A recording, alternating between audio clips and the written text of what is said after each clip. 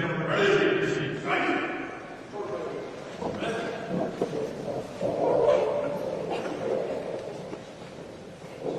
Good morning, Madam Secretary, Ambassador Hillman, Minister Puisto, Congressman Weber, Congressman Higgins, members of the delegations from Finland, Canada, and the United States, and all of the distinguished guests that are joining us here today. My name is Admiral Kevin Lunday. I'm the Acting Commandant of the United States Coast Guard, and it's my honor to welcome you all to the Douglas A. Monroe Coast Guard Headquarters building for this principals meeting for the Icebreaker Collaboration Effort, or Pact. Today marks a significant milestone in our shared commitment to advancing Arctic security, industrial cooperation, and workforce development. Together, we're forging a path to ensure that our nations are equipped to meet the challenges of the polar regions while fostering economic growth and innovation. We're very honored today to be joined by Ambassador Hillman, Canada's Ambassador to the United States, and Minister Puisto, Finland's Minister of Economic Affairs. Thank you and your teams for making the long journey here to Washington, D.C., and thank you for your efforts to make Pact a success. Your leadership and dedication to this trilateral partnership have been instrumental in driving the progress that we celebrate today. It is my honor to now introduce for opening remarks the Secretary of the Department of Homeland Security, the Honorable Kristi Noem. Secretary Noem brings proven leadership experience, a commitment to public service, and a focus on national security and efficient government that drives our Department of Homeland Security's mission to safeguard the nation. Madam Secretary.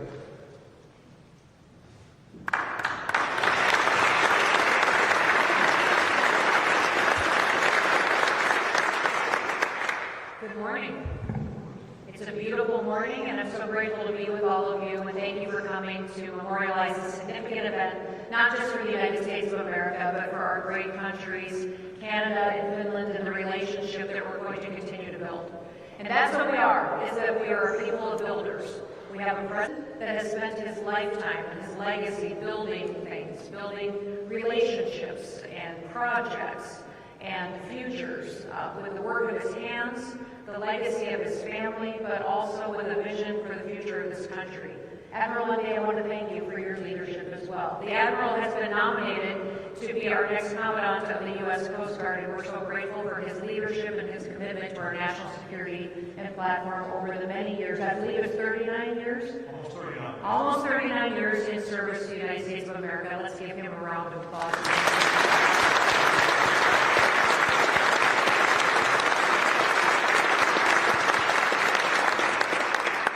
Congressman Higgins and Congressman Weber, thank you for coming today. You have led with distinction. You serve and represent your people well, but you also keep your eye on the ball each and every day about what it means to keep this country safe. So thank you for your commitment and what it means to have your presence here today. It means a lot, not just for me personally, but to the entire room and to the Coast Guard and to these countries that know you'll continue to make sure that our relationship stays strong. So we appreciate you and your leadership.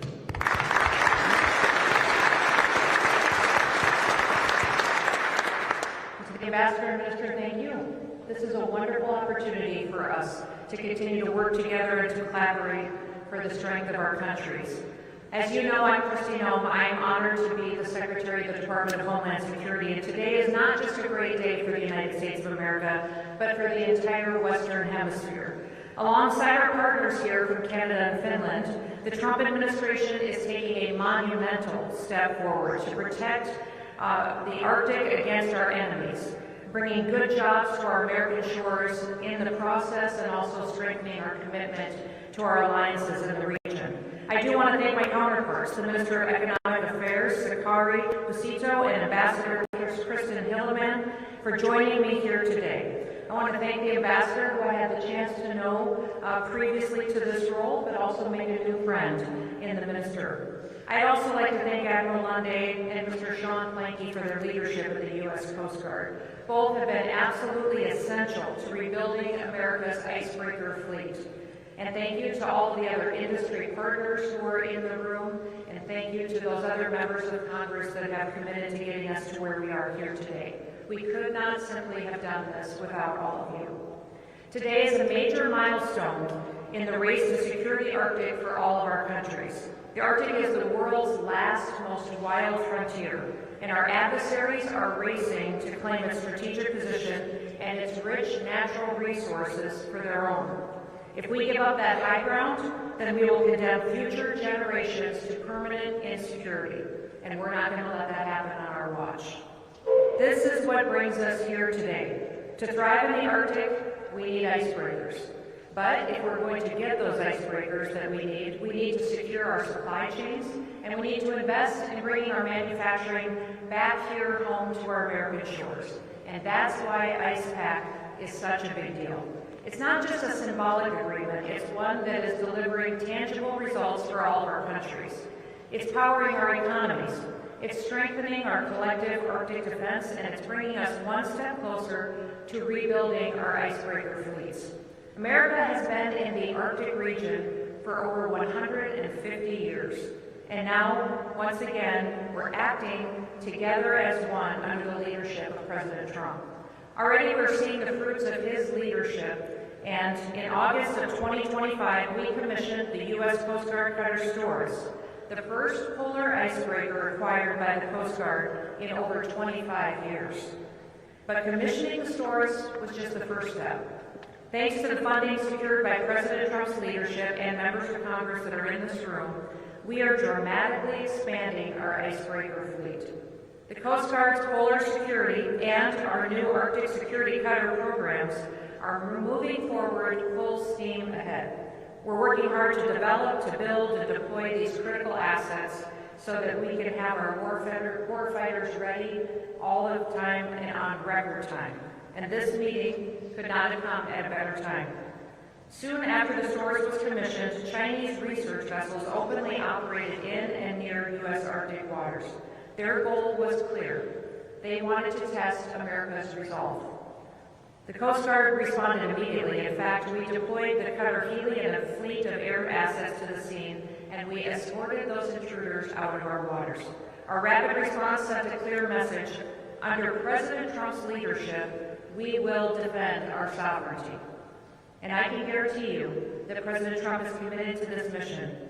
In October, he signed a memorandum on Arctic security cutters in the Oval Office, emphasizing the urgency behind delivering these icebreakers to the fleet.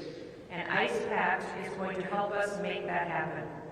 By pooling our resources and our expertise, we are going to deliver these vessels on time, and we're going to minimize our costs. Just this year, the Canadian shipbuilder Davies announced a $1 billion investment in U.S. shipyards to build icebreakers right here in America. And companies from Finland are teaming up with American shipyards to deliver new, cutting-edge icebreakers. Both efforts are going to continue to create long-term, well-paying jobs for U.S. American-born workers. And on that note, I'm proud to announce the release of the IcePact U.S. National Defense Workforce Plan and Development Plan.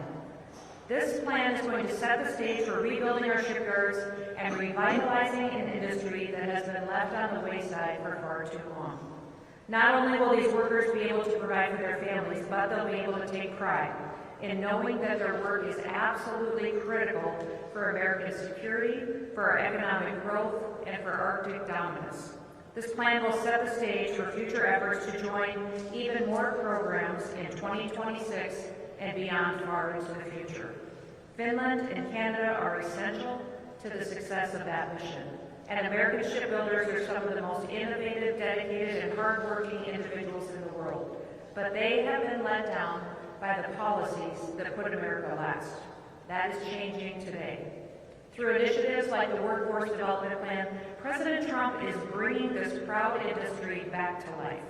And under his leadership, America is restoring our Arctic and our maritime dominance.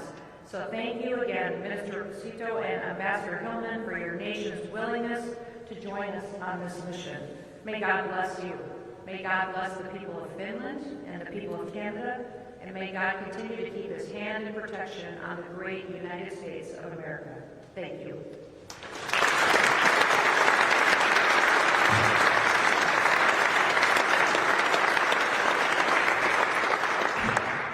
Thank you, Madam Secretary. Next, I'm delighted to introduce Ambassador Hillman, Canada's ambassador to the United States.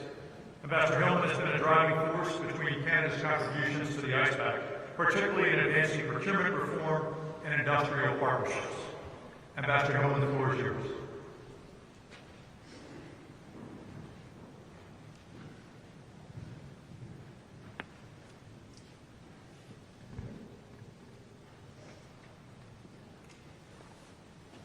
Thank you very much, Madam Secretary. It is a delight to be here with you again and spend some time. This is a very important meeting for us, and we are very delighted to be here with you and colleagues. And it's a pleasure to be here with you too, Mr. Puisto, for this historic, I think, meeting between our three countries that solidifies our strong effort and commitment to the Icebreaker Coalition effort. Today, there is no doubt that we face an increasingly dangerous world. And it is important in these times to build on the relationships with our key allies. Canada, the United States, and Finland are all making economic and security decisions that meet the moment. Just a few short years ago, our ally Finland officially joined NATO, bringing the organization's membership to 31.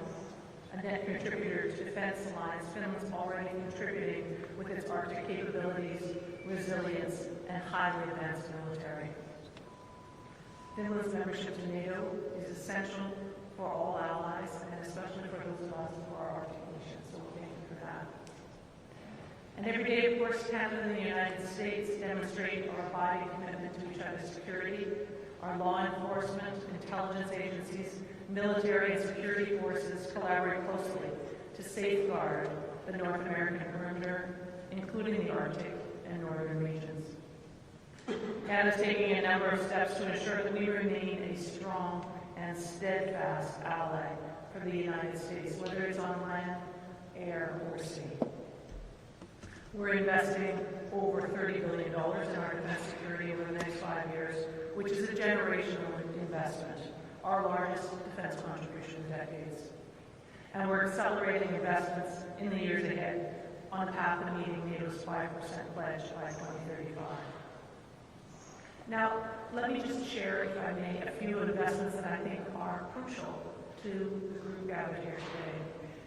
Canadian and American armed forces have jointly defended our North American airspace through the North American Aerospace and Defense Command, or NORAD, for over 65 years.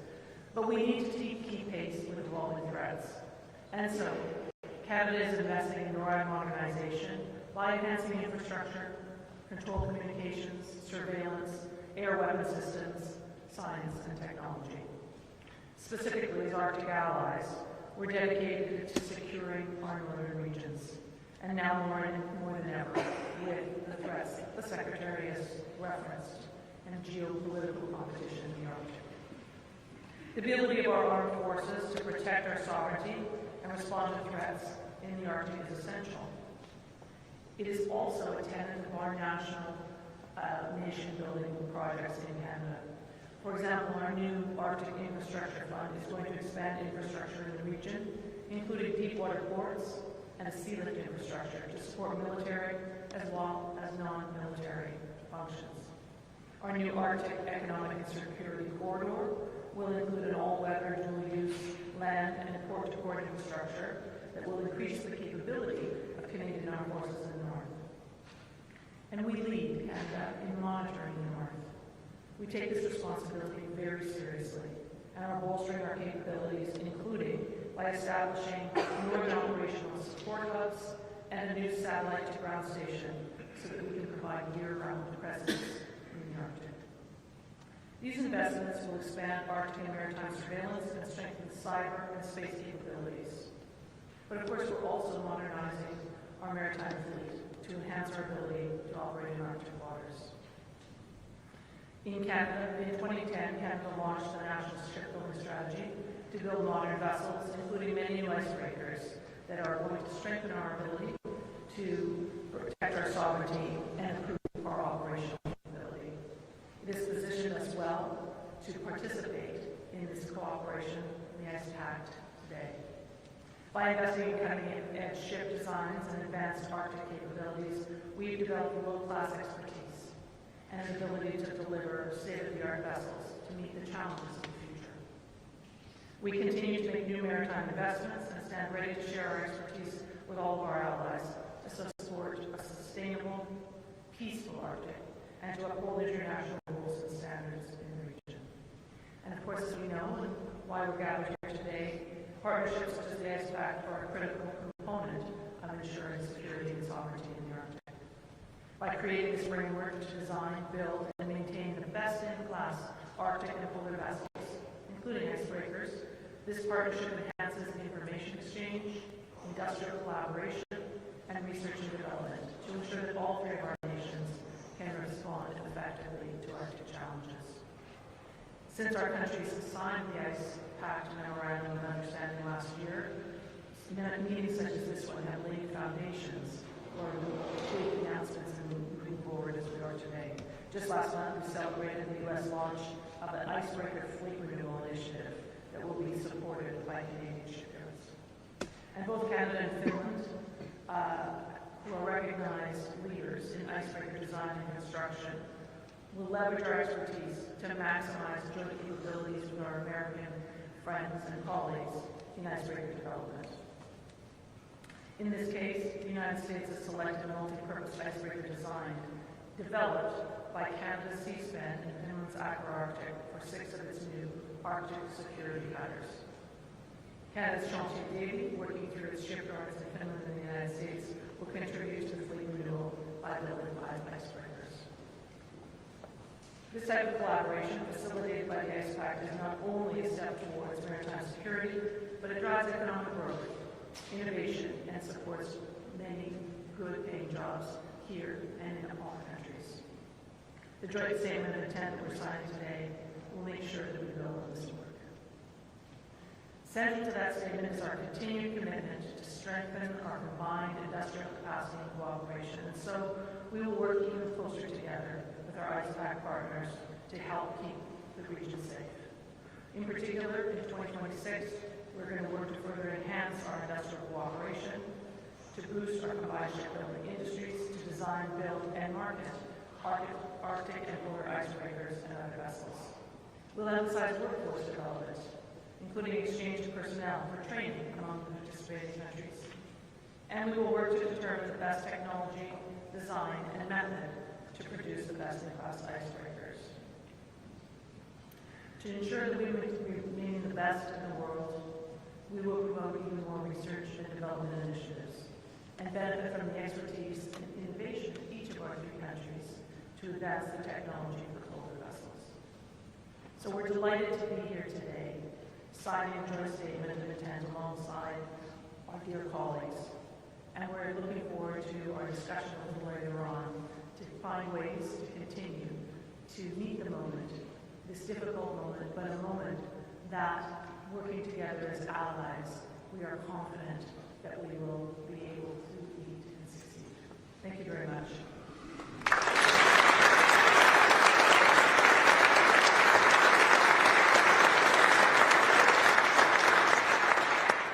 Thank you, Ambassador Noem. It's now my honor to introduce Minister Sakari Puisto, Finland's Minister of Economic Affairs. Minister Puisto has been a steadfast advocate for industrial cooperation and innovation among our nations, and his leadership has been vital to Ice Pact's success. Minister Puisto, the floor is yours.